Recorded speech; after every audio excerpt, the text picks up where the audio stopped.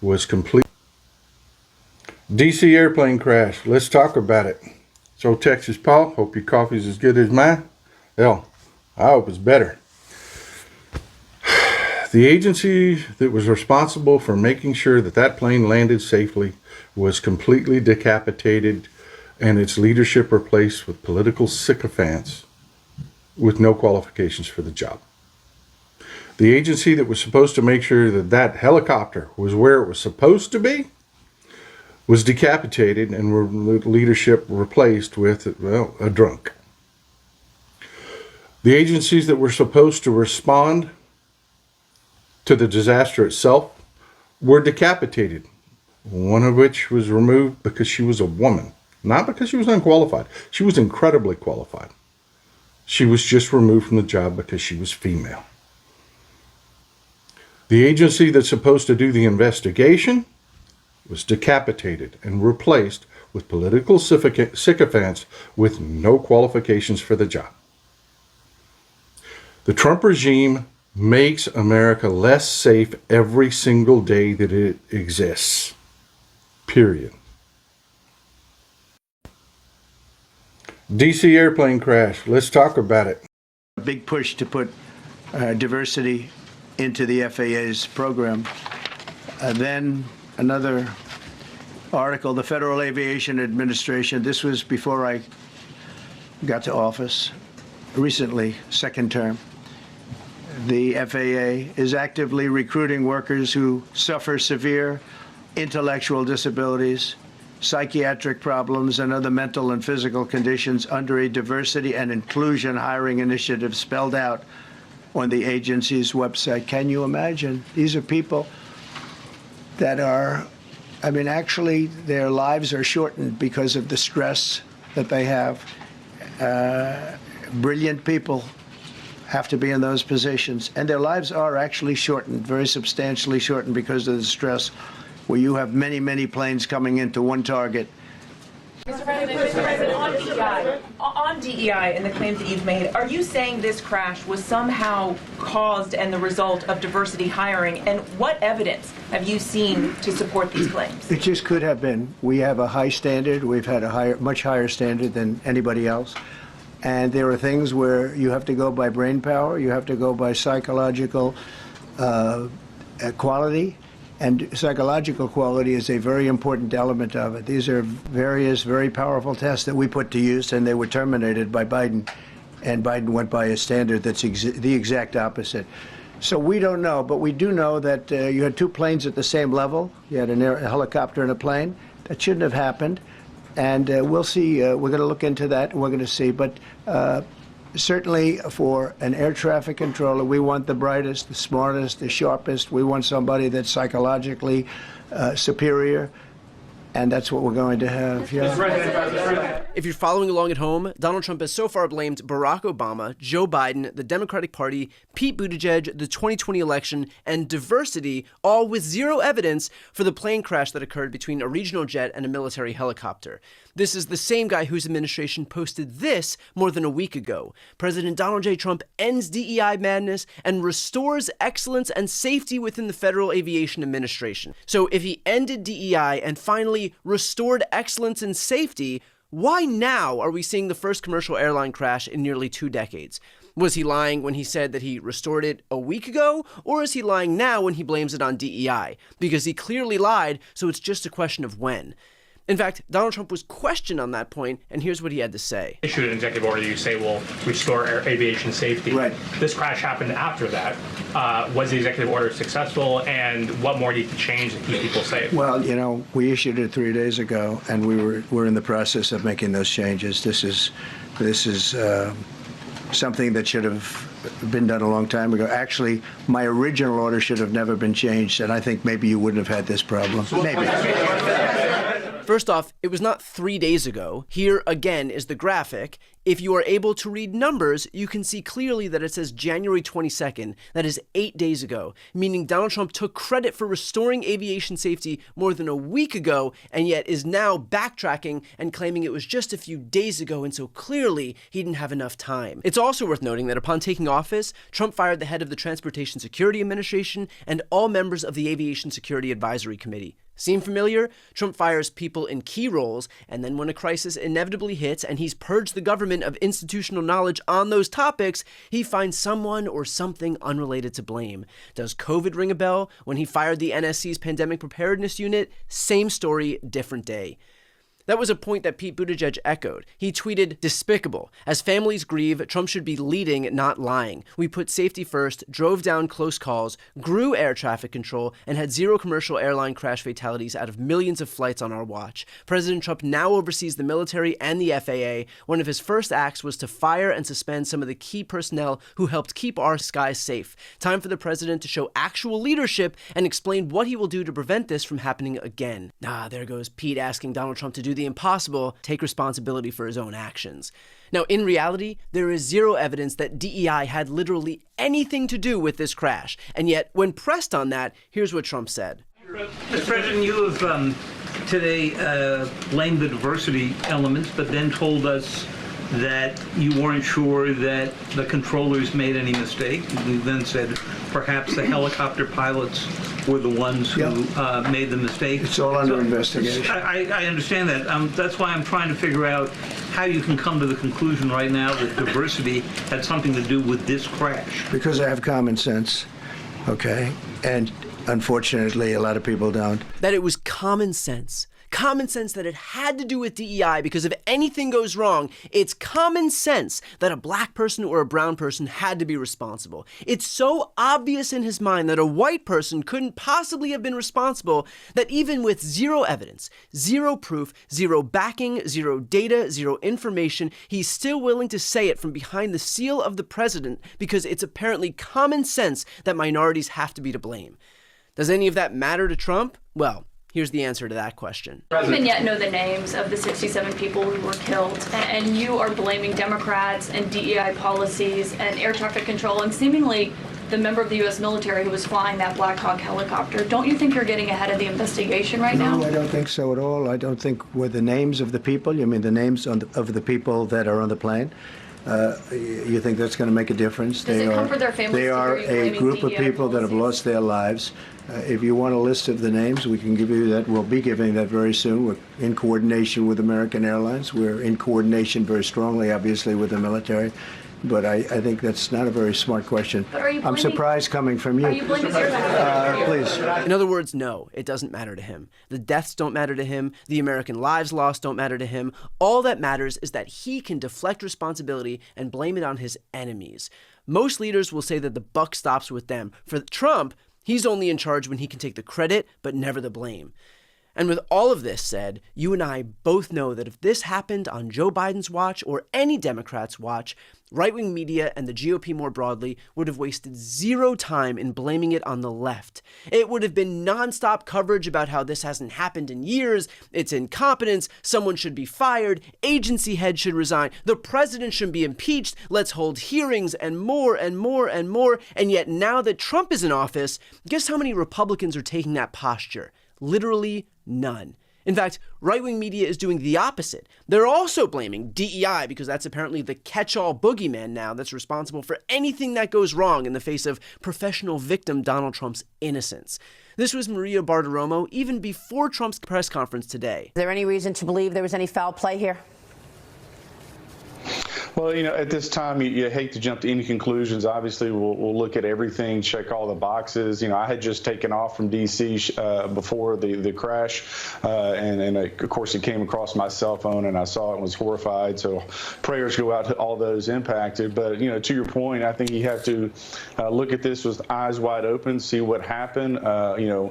Human error, was it some sort of equipment failure? Did DEI play a role in this type of thing? So I think you look at it, you go into it with, again, eyes wide open and make sure that something like this never happens. It's been a number of years since we've had an aircraft collision such as this. And so, again, prayers for all those impacted. Absolutely. Meaning the marching orders have gone out. Right-wing media will carry Donald Trump through yet another crisis, shielding him from accountability because only Democrats are responsible for the government when they're in charge, while Republicans are never responsible for the government, even when they control all three branches of government and both houses in Congress. All the credit, none of the blame. Trump took office on this pretense that he was going to be a strong leader, and yet all we're seeing is weakness, victimhood, complaining, and diffusion of responsibility. And this is only the beginning.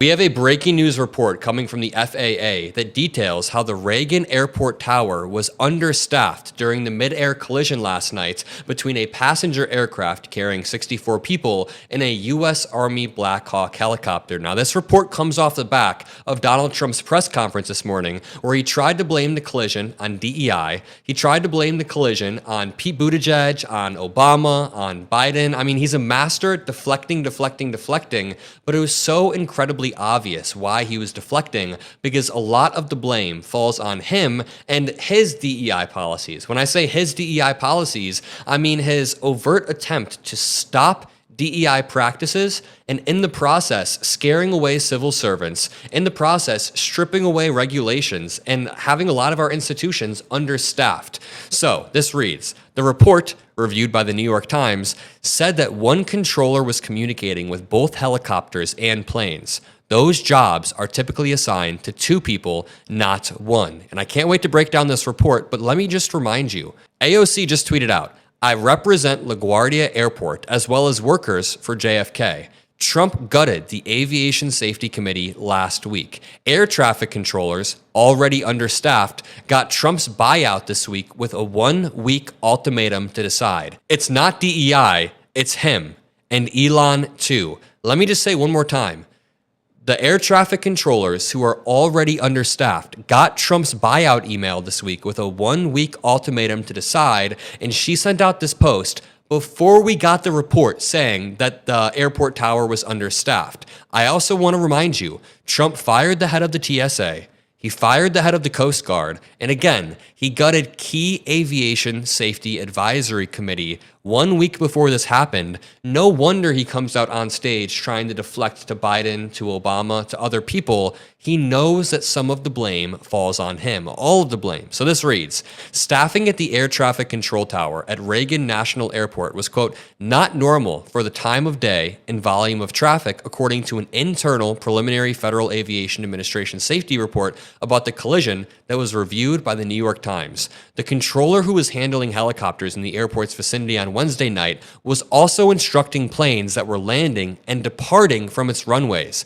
Those jobs are assigned to two controllers rather than one. So you can start to see the direct line between Donald Trump's attempt to gut all of our federal agencies of their hardest working people, replace those people with loyalists, and in the process creating an environment where we're understaffed. We're understaffed across multiple sectors, but conservatives want that. They think they need to cut down on government bureaucracy by scaring away civil servants, stripping away their protections, and offering a buyout. A buyout that led directly to this very tower at the Reagan National Airport being understaffed. Let me remind you that yesterday we got this post 12 hours before the plane crash happened.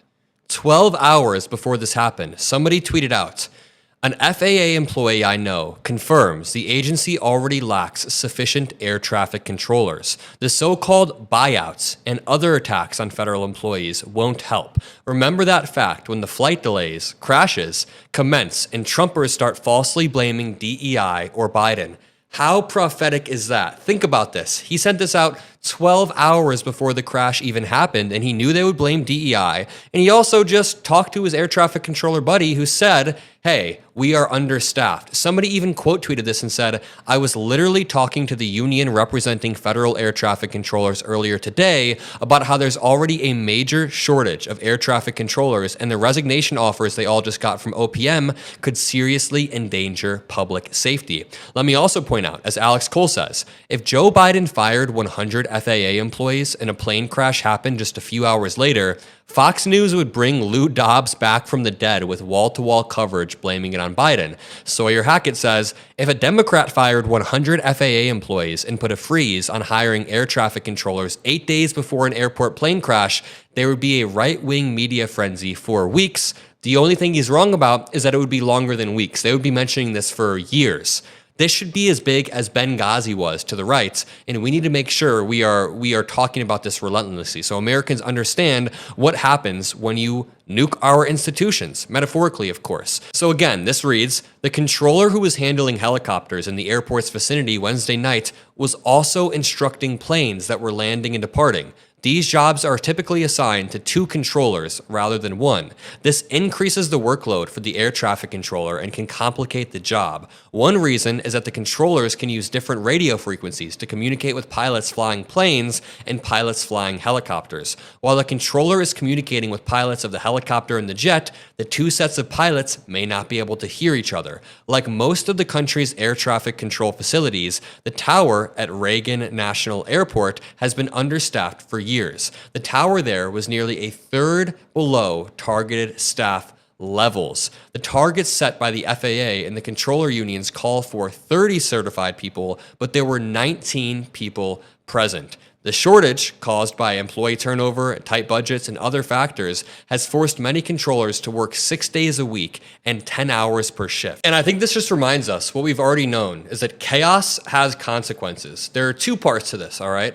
The lead up to the plane crash, the 8 days before, well, Trump tried to gut our agencies, tried to offer buyouts, and caused many of our institutions to be understaffed. That is one piece of it. That is chaotic in and of itself. But then there's the other side of it. What happened this morning, which honestly just kind of pissed me off. When I saw Trump go up in front of the nation and just tell lies and conspiracy theories, so shamelessly, blaming it on Biden, blaming it on Obama, blaming it on Pete Buttigieg. You know, I can handle that. If you want to blame it on Biden, yes, it's annoying. But when he started to blame DEI, that is next level. He is actively endangering people of color and women in America. He is actively making it harder for them to get jobs because he thinks that only white people can be pilots or something. It's almost offensively stupid. Aaron Rupar said, all I know is that had President Biden forced out the FAA chief under pressure from his top advisor, Elon Musk, with corrupt motives, then the next week there was a plane crash that killed 60 people, Republicans would be hollering that was an impeachable offense. Tony Snark said, this DEI shit is so stupid because they think airlines just go, hey, dark fella over there, do you want to be a pilot? No training necessary, my man. Come on down. And obviously this dude is he's saying that Republicans think DEI means just plucking minorities off of the street and then throwing them in the pilot position. That's not what it is. DEI means that if there are a wide array of qualified individuals, you want to choose the people that are most qualified, but you also want to have a level of diversity because that brings strength to any corporation, to any institution, to any country. You want diversity. Secular Talk, Kyle Klinsky said, Republicans don't believe in government, but they want control of it. It doesn't work like that in any other profession. Imagine a plumber who doesn't believe in pipes. And this loops back perfectly to Republicans trying to take a chainsaw to our institutions, as Vivek Ramaswamy would say over and over. We're going to take a chainsaw to the bureaucracy on day one. Well, hey, maybe the bureaucracy is there for a reason. Maybe there needs to be a certain level of air traffic controllers for a reason. Have you ever thought of that? I made a video about this the other day when Trump tried to freeze federal grant spending and all of the Medicaid portals went down. I made the same point. I said, hey, the bureaucracy isn't perfect. When I pay my taxes, it's quite bureaucratic. Even when I go to the BMV for a new license and I have to wait 45 minutes to an hour to 90 minutes, yeah, it's quite bureaucratic, but I understand why it works that way. And you can take this on a really broad level. There is a reason why there are a certain amount of air traffic controllers. There is a reason why certain institutions need to be staffed at a certain level. And you can't just treat the government like it's Elon Musk's Twitter, where you come in and slash 70% of the workforce. We saw how that worked for Twitter, and it seems like the US government is going through the same thing. I'll leave it at that. Drop a like, subscribe. Have a great rest of your day, and I'll see you in the next one. Peace out.